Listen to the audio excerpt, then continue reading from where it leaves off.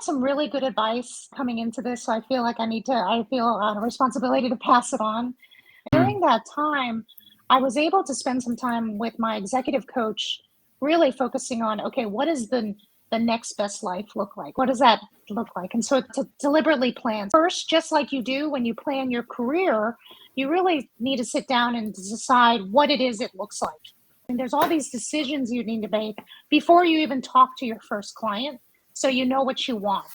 And so she and I spent some time really going through that in terms of planning what percentage of time I wanted to work, what types of projects I wanted to work on, so that I knew when I should say no and when I should say yes. So knowing in advance what I really wanted and what I was interested in was really helpful for me. In terms of finding business, I think most people find, and I have definitely found this, that your first year or two out, especially if you've been in the industry or have networked a decent amount, your first year or two out, most of the response I've gotten is, thank goodness, Diane, you finally have time to help me out and aren't doing a full-time job. yeah.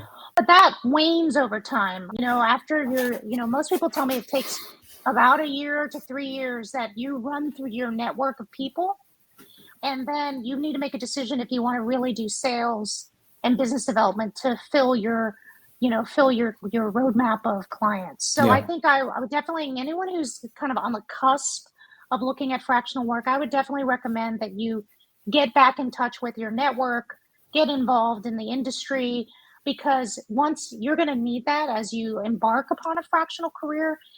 So those are the things that I would say, experiment with different models, really think about the types of clients that you want and don't want, the type of engagements you do and don't want. So that way, when you're out and looking for business and talking with people, you don't get caught like a deer in the headlights and say yes to something that you really, really already knew that you didn't want to do.